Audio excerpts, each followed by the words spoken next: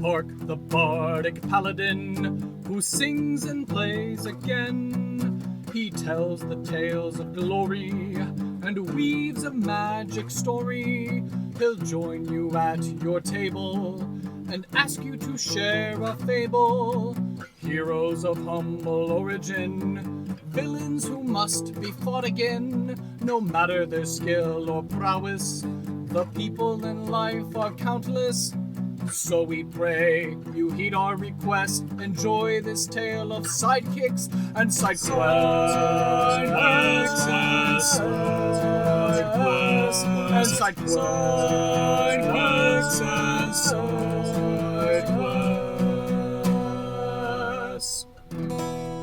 Episode 23, Lady Camilla Steading, the Archaeologist. Welcome to Sidekicks and Side Quests, the Dungeons & Dragons podcast that helps to put humans back into humanity and breathe life into your campaign NPCs with backstory and bravado. That's right, we're building a world, one character at a time. I am your host, Kurt Krenwelge, the Bardic Paladin, and welcome to the Levitating Platter.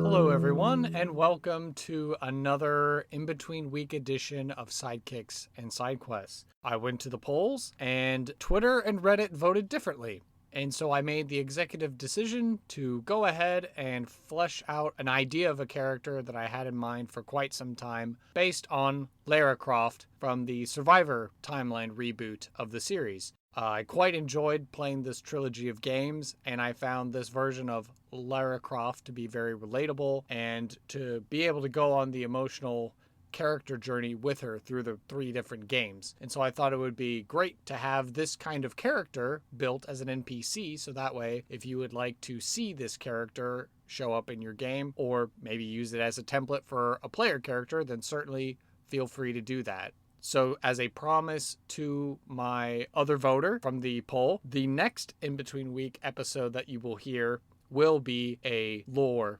episode, a homebrew lore episode. I know we've been on a trip as of late on the deities of my homebrew world, so maybe I'll take a slight departure and have a slightly different topic to help give everyone a little bit of a break. So without further ado, let's dive into NPC creation.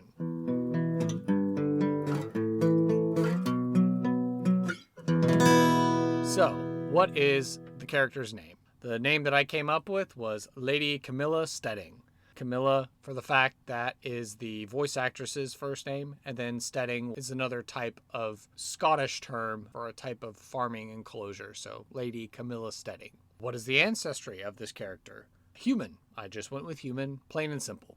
What is your job or role in society? She was born into the aristocracy of her homeland, but she does not care nor rely heavily on her societal or political standing. She instead prides herself in being an archaeologist, explorer, and adventurer, just like her late father. Lady Steading, in game terms, would be a multi-class fighter with several levels in rogue.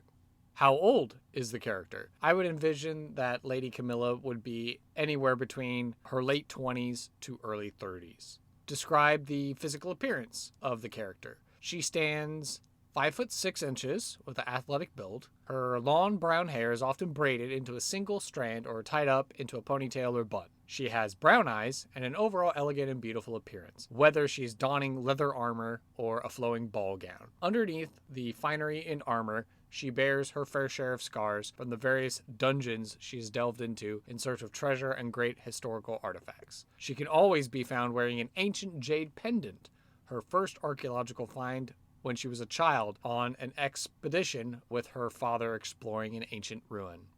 Describe yourself with 3 adjectives. I would say that Lady Camilla is a survivor, she's a bibliophile, and she's intelligent. Of course, like the events of the Tomb Raider video game from 2013, it casts Lara Croft as a survivor of a harrowing experience on her journey for her first big archaeological expedition as an adult. So, borrowing on that same principle, Lady Camilla is a survivor as well. She's had to learn very quickly, no longer has any doubts about whether she could stay at home and be a proper lady in the society of aristocracy. She very much is down to earth, realistic, and she's had to kill for survival, circumstances forced upon her. Certainly, she's a bibliophile with a father who traveled the world and explored many ruins and great sites. She just devoured knowledge and books and history, anything that she could get her hands on, since she preferred the company of books rather than the company of other young children when she was either off at a boarding school or perhaps tutors coming to the manor and trying to get her to pay attention to her lessons. And finally, she's intelligent. She absorbs subjects quickly. She has a various set of skills, whether it's combat or riding horses or archery or ancient languages and customs. She's definitely a triple threat. What is a valuable item, piece of lore, secret that this character possesses, or some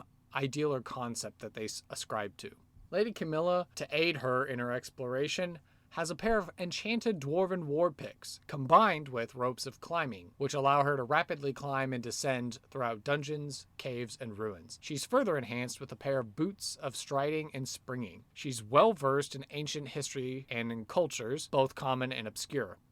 Secretly, she struggles with survivor's guilt and her tendency toward violence when she's in danger or if she knows it would help solve her problems more easily. But Lady Camilla perseveres to take the least bloody path forward, and she shows kindness to her friends, her family, and towards children. So in game terms, you get a pair of climbing axes, and seemingly in the video game you can just kind of throw them at a wall and they'll stick, and then Laura can quickly climb and descend ropes or use them to swing about, detach. So obviously that was ripe for a certain combination of magic items that would allow her to still be able to accomplish those sorts of feat. So those would obviously be the valuable items. Secretly, she's dealing with survivor's guilt, but over time, as an introvert, she's working through that as she's learning to bond and trust with those who go with her on her adventures.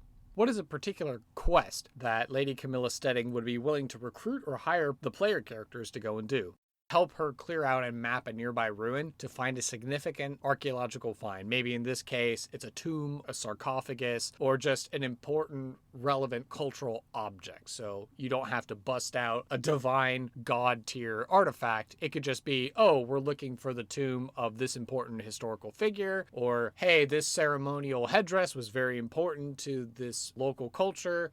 I'm trying to find it so I can either bring it to a museum or return it to the kingdom or whatnot. What would be the reward for succeeding in this quest? Certainly, Lady Camilla is willing to attach each of the party members with the discovery. She's willing to credit them in the discovery so that way they can be remembered in the history books for the find. And she is also willing to part with an even share of the gold, although Lady Steading is more concerned about the artifact or the object rather than just cold hard cash herself. What would be the consequence of failure or refusing the call? It's obvious that if you're exploring a dungeon or a ruin or a temple or something, that death of the player characters during the course of the exploration is possible. Certainly, as we've seen throughout the Tomb Raider series and video games alike, there are deadly traps to have to contend with, and certainly the survivor timeline makes no efforts or doesn't pull its punches when it comes to the cutscenes that happen when you fail a QuickTime event and suddenly Lara Croft is plunging into the depths of the ocean or is being impaled on some sort of makeshift spike pit or something. So definitely death is a very real possibility if they fail during the adventures. But less drastically, it's also possible that the ruins collapse and they are unable to explore or recover any of the artifacts that they were there to try and find.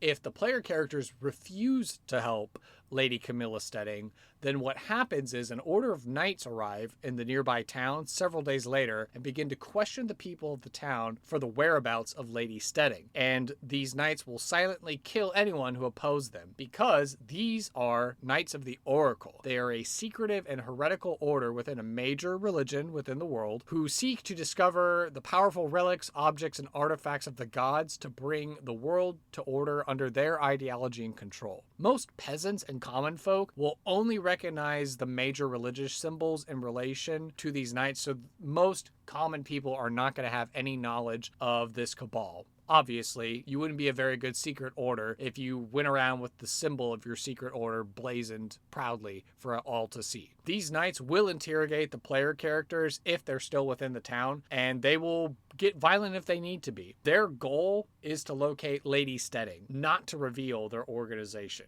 So players who overcome these knights, whether by force or trickery, sleight of hand, whatnot, can then reveal their hidden agenda after successful investigative work. What are the goals and motivations of the character? Lady Steading is continuing on with the tradition of her father in archaeology and adventuring, not only in honor and love of him, but also to clear his name. The Knights of the Oracle have systematically been dismantling the credibility of her father to the sovereign, ultimately before the Knights decided to murder him while Lady Camilla was still a young girl. And she grew up her life not knowing how or why really truly her father had been murdered until her first big adventure when the truth of this secretive order was revealed to her. So she has been working to solve and uncover the mysteries that her father was working on in order to restore his name and thus her household, and also to reveal and defeat the Knights of the Oracle. So how do her goals and motivations affect her personality? Lady Camilla is determined in finding justice for her father.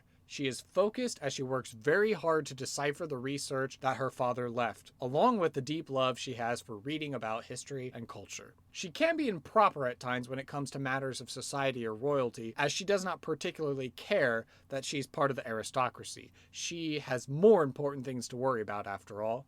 Circumstances have forced her to grow in confidence and ability when it comes to matters of the blade. How does Lady Camilla normally interact with friends and peers, enemies and rivals, people that work for her, and with player characters? She speaks with an air of authority in matters of history and archaeology. She treats her peers and employees with respect and cordiality. She's often snarky or quippy when it comes to dealing with enemies and rivals. She speaks with player characters skeptically at first because she doesn't know their skill levels and reputation, or there is a lack of propriety or confidence. After she's gotten to learn more about the player characters and bond with them, she will gradually open up and treat them with warmness and enthusiasm. After all, she is an introvert at heart. Does the character have a particular accent or language they speak? Any idiosyncrasies in the way they act and present themselves?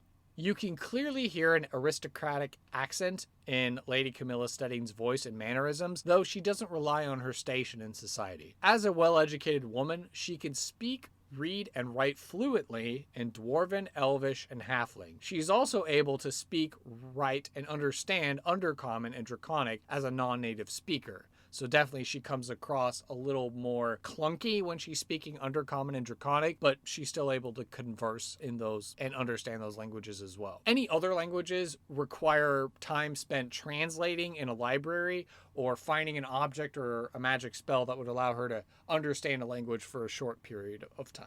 What impact has your character made on the world? How have you shaped the local area? Lady Steading has made it a point to uncover mysteries of the ancient world and to share the knowledge with the world. Her first major discovery as a young adult was finding an ancient island in the middle of the ocean surrounded by perpetual storms. A source of constant shipwrecks, a cult of worshippers trapped there sought to resurrect a cleric lich back into a mortal body to break the cycle of storms. Lady Camilla, with aid, was able to kill the lich and destroy the cult, all the while working to recover long-lost artifacts to be returned to the nations and temples of the world, shared in various museums, or returned to secure vaults to ensure those dark objects would never see the light of day again. She's something of a folk hero to the common people as she helps to bring history and wonder back to the world. Her credibility among royalty or aristocracy is working on improving, but thanks to the subterfuge by the Knights of the Oracle, it's sometimes stagnant. She's often traveling the world and can occasionally be found at Steading Manor, researching or planning her next expedition. Does Lady Camilla have any current problems that prevent her from being a bigger player on the stage? Her biggest problem is this secret war that's being conducted by the Knights of the Oracle to silence and stop Lady Steading from revealing their existence to the religious and royal authorities, as well as constantly working to acquire the powerful relics that they would use to assert dominance on the world. She is in a constant arms race and a competition against this nefarious organization. Without the constant threat of death or politics, she would be free to explore the world in peace and bring honor back to her father and to her family. All right. So that is the synopsis of the character, and as I do with the other characters that I create from an archetype, I create a short story. So let's go ahead and head into a random encounter.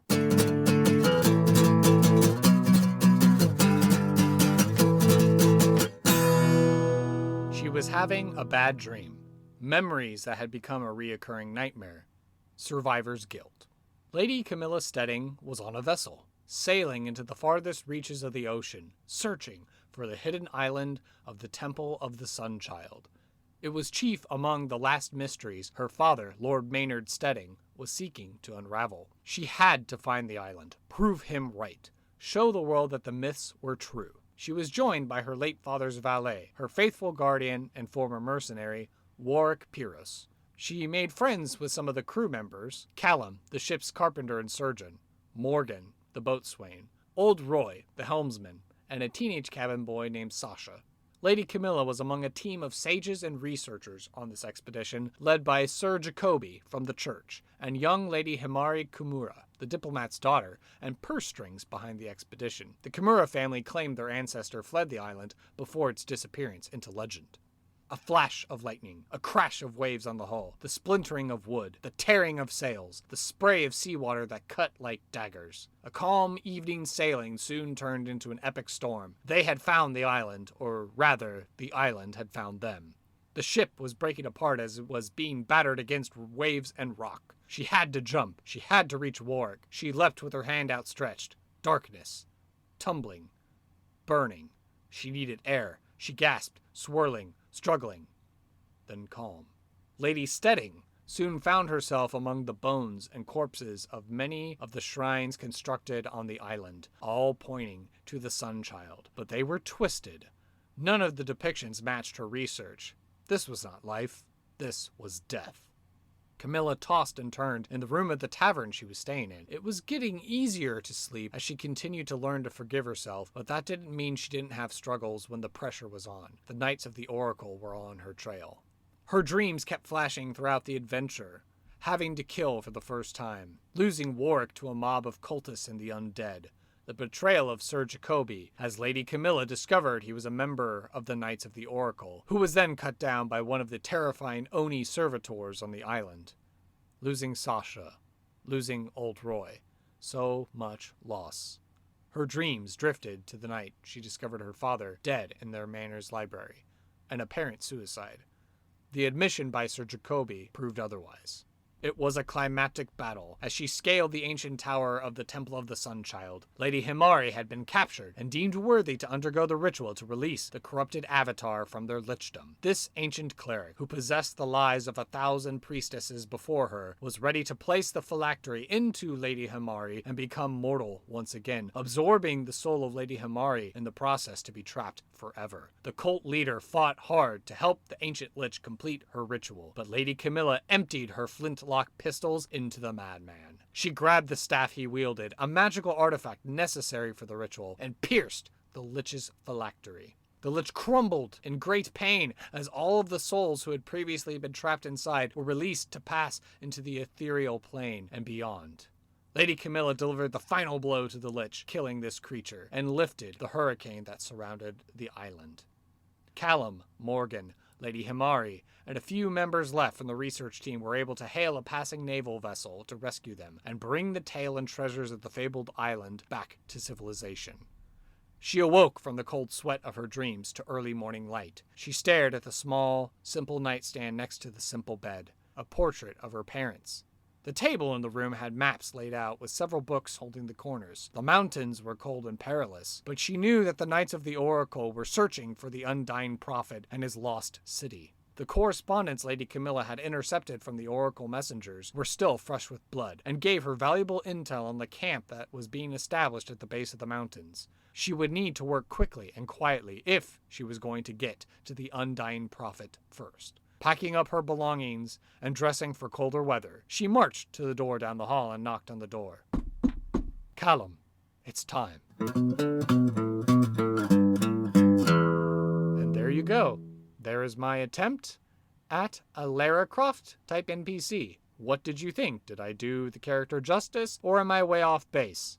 Only time and listener comments on my Twitter and Reddit and Facebook can only tell. So be sure to follow us on social media. Check out our website, leave us a review on iTunes. You know the drill. I certainly appreciate you listening to this episode. Can't wait to continue to get more of your feedback to make the kind of interesting content during the in-between weeks when we don't have guest episodes. So I thank you again for your support, for listening. Thank you for getting us to 1,000 downloads. Thanks again. Have a great rest of your week, and we'll see you next time.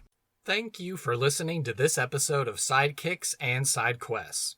Be sure to subscribe to the podcast through Apple Podcast, Google Play, and Overcast, or feel free to save the RSS feed to use the app of your choice. Visit our website, https://sidekicksandsidequests.com for links, write-ups of the NPCs, and to learn more about the podcast. To stay up to date and share your fan creations, you can like and follow the podcast on social media by searching for @SideKQPodcast on Facebook and Twitter. The podcast is also on Reddit, so join our subreddit community at r/SideKQPodcast to share your art, stories, discussions, and commentary. If you'd like to hail the bard, send an email to sidekicksandsidequests, all one word, @gmail.com. I ask that you please leave an honest review on iTunes to help spread the word about the show. Sidekicks and Side Quests is unofficial fan content permitted under the fan content policy, meaning I'm not approved or endorsed by Wizards. Portions of the materials used are property of Wizards of the Coast. Copyright Wizards of the Coast, LLC. Thank you for your support, and I'll see you at the pub next time. Bar to rock on 1, 2, 1, 2, 3, 4!